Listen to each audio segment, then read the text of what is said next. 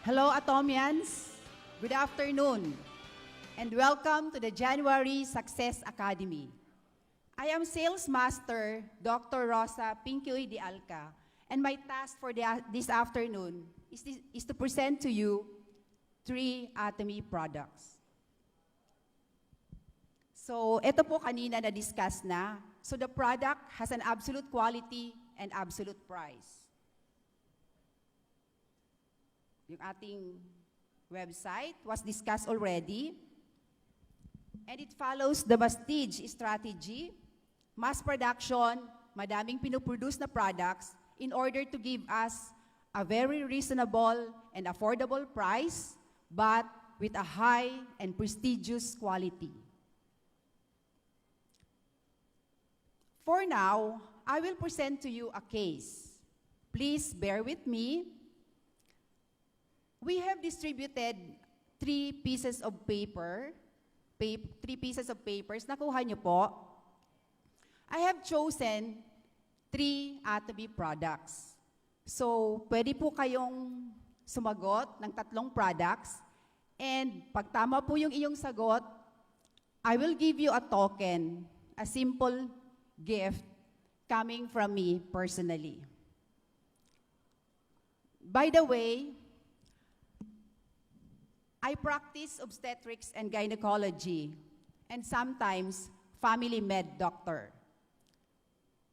I presented this way. I will present a case para just in case you will encounter later on kaibigan natin, anak ng kaibigan, relatives, friends, presenting with a similar signs and symptoms. We will be confident enough to advise what will be the products that's good for them. So, after this first slide, yung papers po, i-collect ka agad.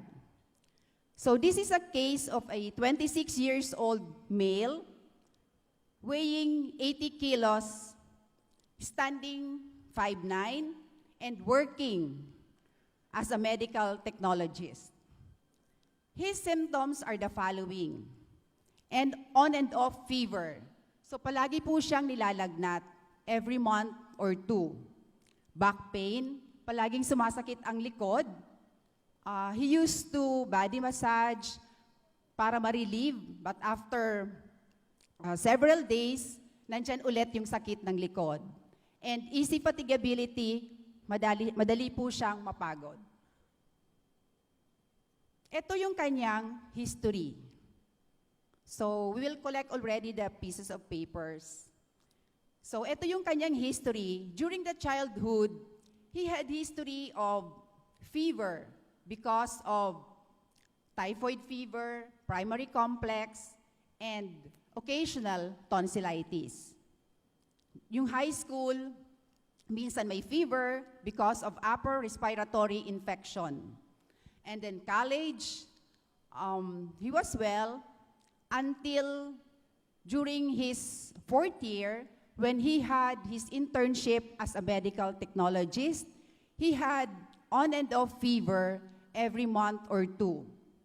And then after schooling, he worked as a medical technologist. So, sa ngayon po kaya, ano na po siya? Kumusta na po ang kanyang health?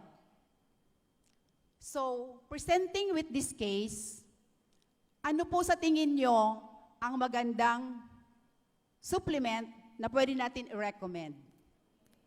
Yes, I hope we will all agree that the first product is, of course, the Hemohim. The Hemohim is a natural health product. Awake your exhausted immunocytes with Atomy Hemohim. So, pag sinabi nating Hemohim, parang synonymous na siya sa immunity, di ba? Kasi ito po ang tinatarget ng Hemohim. So what is immunity?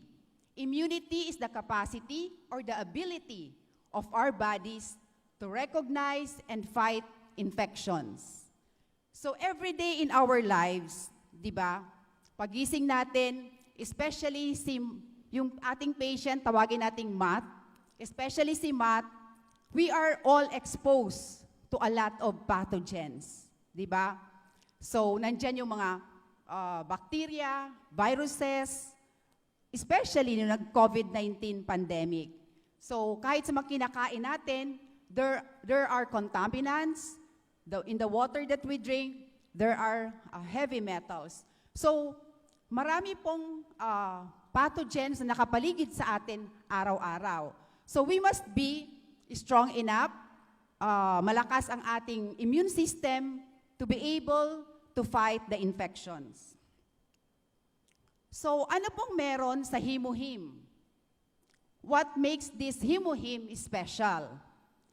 And this is because of the 3 most potent and powerful herbs, namely the Angelica gigas, the Lingosticum sinense, and the Paeonia lactiflora. These 3 herbs are commonly found in Korea and China. This is being used long time ago, starting 1,200 years. So traditionally, ito pong Angelica gigas is used for anemia, insomnia, Alzheimer's, gastritis, flatulence, male dysfunction. It has an antibacterial activity and also anti-cancer. The Lingosticum sinense is good for skin diseases. It also has a phytoestrogenic substance, an estrogen-like substance, which is good for some gynecological diseases. It is also good for muscle pain and some heart and liver diseases. Yung Paeonia lactiflora, it inhibits the prostaglandin E2. This is a pain receptor, making this good for rheumatoid arthritis, dysmenorrhea, and other inflammatory diseases. So nakita po natin, iba-iba po ang benefits na makukuha natin sa 3 herbs. And especially, if they are combined together, mas powerful, mas functional, and this is already the Hemohim. So the Hemohim was under the research of the Korea Atomic Energy and Research Institute to develop a functional biodefense food. It passed through the Colmar Company and the evaluation of the Ministry of Food and Drug Society, and comes the commercialization of the Atomy. So get enhanced immunity for a stronger and healthier life with Hemohim. So yan po ang first product na inintroduce ko kay Matt. So ano kaya ang second product? This is the Alaska E Omega-3. So this helps support a healthy heart and reduce the risk of coronary heart disease. So what is a coronary heart disease? This is characterized by a decrease in the oxygen in the blood. It also causes a narrowing or thickening of the walls of the blood vessels because of the fat deposits. And these fat deposits may block the arteries of the heart. So why do we need the Alaska E Omega-3? For modern lifestyle like Matt, and for those aging. So the Atomy Alaska E Omega-3 or essential nutrition, it is direct from the manufacturer, best quality and the best price. The price of the Alaska Omega E is only 1,200 per bottle of 180 capsules. It's more than 6 pesos per capsule, and probably this is already the best and the cheapest fish oil in the market. So the omega-3 provides unsaturated fats necessary for our bodies. So we have 3 types of fats: the saturated fats, the unsaturated fats, and the trans fats. The saturated fats and the trans fats, these are the bad cholesterol. Yung unsaturated fats, these are the good cholesterol. So ito po ang content ng Alaska E Omega-3. So this unsaturated fats or the good cholesterol protects the veins. It needs to be consumed externally, so we have to source it from our diet, and this is said to be liquid in room temperature. So yan po ang extraction, transportation, hanggang sa processing ng Alaska E omega-3. So the Alaska E omega-3 is recommended to improve our neutral lipid, those who need to have a good cholesterol, maintain good health, and ayan po ang mga recommendations for taking the Alaska E omega-3. So the third product that I introduced to Matt is the Pu'er Tea, the Atomy Pu'er Tea. When I was new in Atomy, I was wondering why the price of the Atomy Pu'er Tea is 1,410 per box of 30 packets. So it's 47 per packet. Sabi ko, ano bang meron dito sa tsaan na ito at napakamahal, di ba? Siguro ganun din po kayo, you were wondering bakit ganito ang price. But after I used it to my family, to my patients, I can now justify the price of this Atomy Pu'er Tea. So, this Atomy Pu'er Tea is a special type of tea. So, hindi po siya kagaya ng mga regular tea or the ordinary tea. This is a special type of tea, fermented tea, coming from the Pu'er region in China. So, yan po ang manufacturing, the harvest, drying, fermentation, extraction, up to the maging powder siya. So, bakit special itong Atomy Pu'er Tea? It's because of the content, the gallic acid. The gallic acid is one of the polyphenol component of catechins. Ayan po, it's the key component to reduce excessive fats in the body.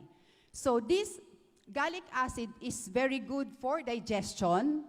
Mas nailalabas po natin yung ating mga fatty substances. So, ayan po. Hindi po lahat ng tea merong gallic acid. Karamihan po yung mga ordinary tea, wala pong gallic acid. Some have gallic acid, but very small amount.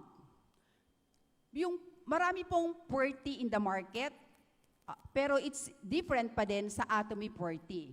Mas madaming gallic acid. So it is said that one Atomy Pu'er Tea is equivalent to 34 cups of regular pu'er tea. Kahit i-research nyo yan, makikita nyo yung ibang pu'er tea talagang mababa ang content ng gallic acid. So, how to drink it? Of course, hot water after your meal. So yan po. Atomy Pu'er Tea is suitable to relieve discomfort caused by a heavy meal, those who want to help in digestion, and those who want to adjust their body constitution. I've been using Atomy for several years, and this is my recommendation. This is good for indigestion. Pag busog na busog po tayo after a heavy meal or after nating kumain sa Vikings, di ba? Galing sa party, ang ganda pong inumin ng Atomy Pu'er Tea. For high meat diet, for high fat diet, obesity. Sabi natin kanina, it helps in the digestion, it helps us para ma-excrete natin ang mga fatty substances. So hindi tayo magkakaroon ng hyperlipidemia or the elevated cholesterol. Pag mataas po ang ating cholesterol, magkakaroon din tayo ng fat deposit sa liver. And that's already the fatty liver. And then kanina, I mentioned a while ago, pag maraming cholesterol in the blood, it will also it may block the blood vessel, especially sa heart. So, this is also good for chronic diseases like hypertension, diabetes mellitus, and other coronary heart diseases. So, we'll go back to my presentation. Ito po yung ating presentation. So, ano na kaya ngayon si Matt?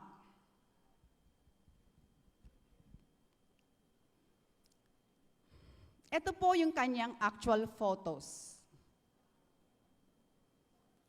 Actually po, si Matt is my son. He is our eldest son.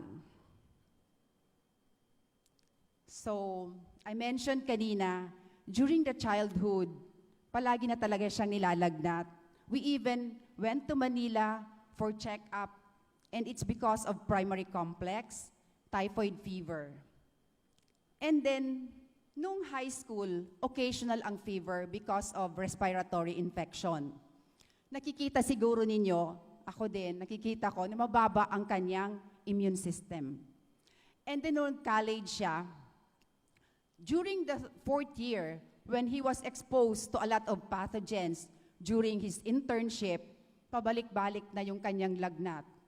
Every month or 2, meron siyang fever. When I was new in Atomy on the 1st year, I already advised him to take Hemohim, but he did not take. So, yun nga, nilalagnat siya palagi, every month or 2, and then after studying, he worked as a medical technologist in the hospital. So, maybe everybody here knows the work of a medical technologist. He works in the laboratory. Lahat po ng discharges natin, lahat po ng waste products natin, like the urine, the stool, the blood, wound discharges, the sputum, lahat ng discharge natin sa katawan, yan po ang ine-examine ng isang medical technologist.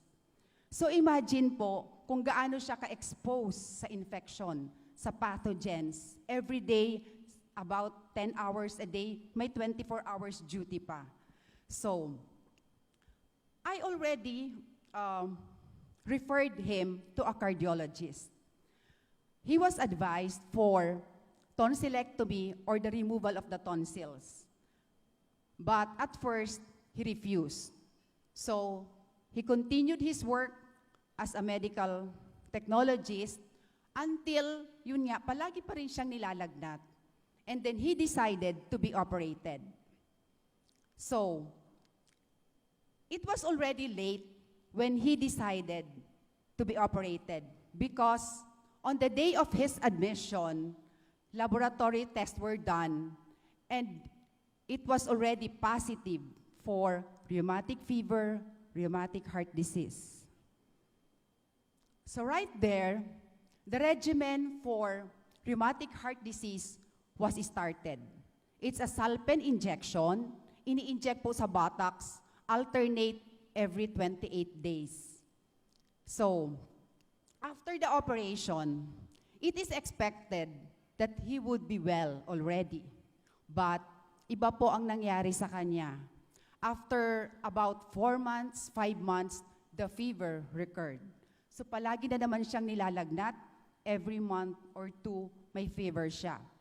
We consulted another cardiologist, and the medication, the regimen was the same. It's the salpen injection every 28 days, and then since nga palagi siyang nilalagnat after a month, hindi pa mag-i-inject ng second injection, may lagnat na naman siya. So, the salpen was reduced to every 21 days. So, imagine yung sinasuffer ni Matt, di ba? Every 21 days, ako po ang nag-i-inject sa kanya. So, alternate buttocks. Awang-awa ako sa anak ko. So, every 21 days, nag-i-inject kami sa buttocks. But still then, nilalagnat pa din siya. So, we can imagine kung gaano po kababa ang kanyang immune system. During the first year of pandemic, that was 2020, he was still working as a medical technologist. Diba? We were all scared of the pandemic. Diba? Ako nga po, kung pwede pa lang, hindi na ako mag-work. Diba? But, I am a doctor, I have to serve. Ganon din po si Matt. He is a medical technologist and he wants to serve. So, nag-continue ang pag-work niya and palagi nga siyang nilalagnat. Until he stopped working and he continued his studies. Pero even though hindi na po siya exposed sa pathogen, nag-aaral siya ulit nandun pa rin yung fever. So, palagi siyang nilalagnat pa din, and then the injection was shifted to oral. So, naging oral yon, Sumapen, 500 milligrams once a day. So, medyo napahingahan yung injection niya. Still, nagpi-fever pa rin siya. So, there were times that I gave the Sumapen 1 capsule 3 times a day for 7 days. Paggaling niya, back to once a day. So, it's already the height of the pandemic, 2021. Halos lahat tayo nangangamba sa pandemic, di ba? So, pag meron siyang fever, ako sabi ko baka mamaya COVID na yon. So, there were times na talagang tinest ko po. He was tested for COVID-19, chest x-ray, to rule out pulmonary TB, pneumonia, and other causes of fever. But all the results were negative. So it was rheumatic fever, rheumatic heart disease. So 2021, it's the height of pandemic, especially in our province, Sorsogon. A lot of medicines ran out of supplies. Wala na po kaming makuhang Salpen injection, wala na pong Sumapen. Even in the nearby province, Legazpi City, wala na po. If it's not pandemic, for sure, we will go to Manila for check-up. So, can you imagine the pain or the burden or kung anong pag-aalala ko as a mother? Kayo din po siguro, di ba? As a parent, wala pong injection, walang oral, walang nakukuhang gamot, and math continued to have fever. So palagi siyang nilalagnat every month or 2. So, wala po akong ibang ginawa. I put my trust in Hemohim. I advise my son to please take the Hemohim regularly, 1 sachet, 3 times a day before meal. And true enough, after a month, gumaling na po siya, lumakas na ang pakiramdam niya.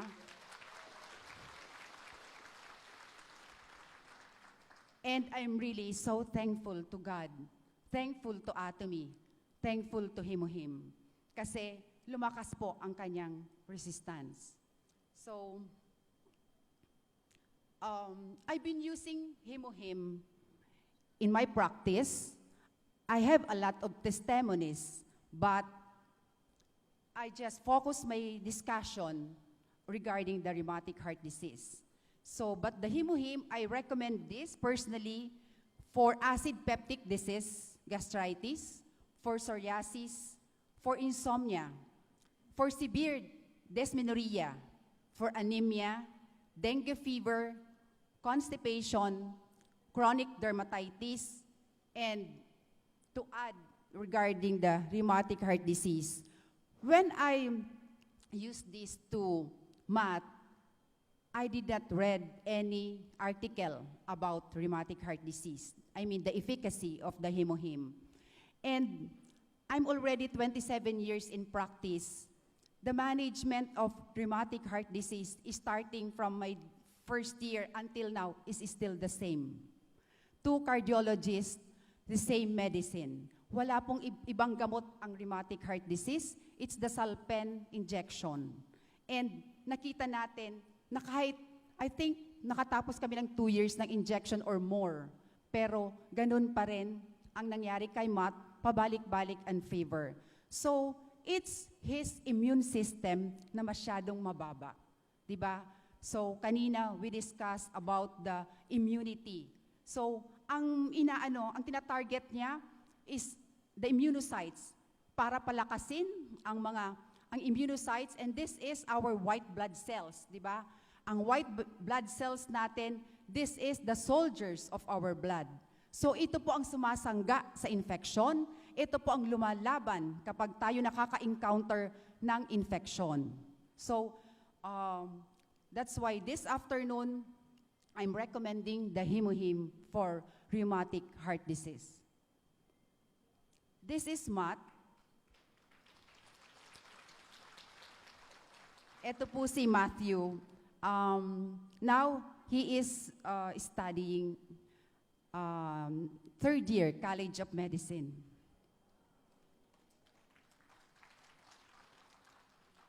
We'll hear his testimony.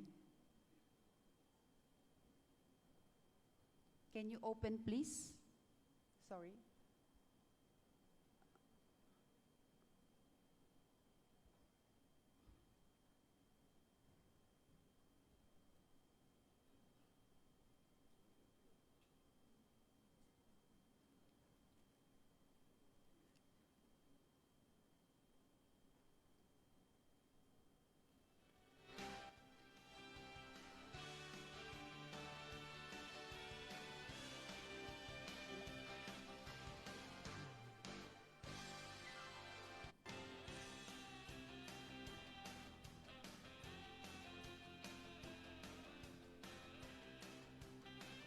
Hindi ma-open.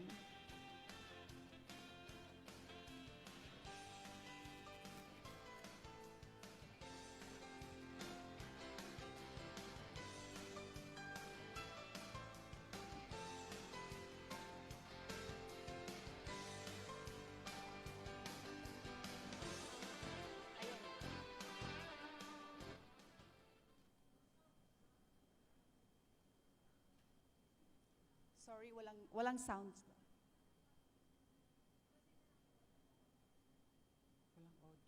Walang audio. Sorry, wala daw audio. Okay. Ayan po ang kanyang testimony about Hemohim, but wala daw audio. Okay. Ito po yung aming family picture. Ayan po si Matt, our eldest. And we've been using the Atomy products, and we are thankful to Atomy. And I want to take this opportunity to thank my sponsor, Diamond Master, Dr. Cristina Pasis Magno, also the center head of Mindoro. Ayan po siya. He was my former classmate in the College of Medicine. This photo was taken during our Success Academy last November. And also, I would like to thank our upline, Sharon Rose Master Gerard and Raline Merandilla. He was my former schoolmate, and actually taga-Sorsogon din po si SRM Gerard. But we met in Atomy last November. In Korea last November. And sharing with you some of our photos in Korea, Success Academy. And this is the most awaited moment to be able to listen to the wisdom and teachings of Chairman Han Hill Park. And to all the Atomians here, let us all plug in with the system. So continue and bear in mind our motto, which is to create the spirit, follow the vision, follow the faith, serve in humility. And success is real here in Atomy, di ba? So sa mga kanina marami tayong napakinggan. But sometimes we have to share our talent, a little of our treasure, and continue sharing the health and beauty through Atomy. So this is a cherished photo with Chairman Han Hill Park. So thank you so much for listening. Thank you for inviting, and I hope you have learned something from me this afternoon.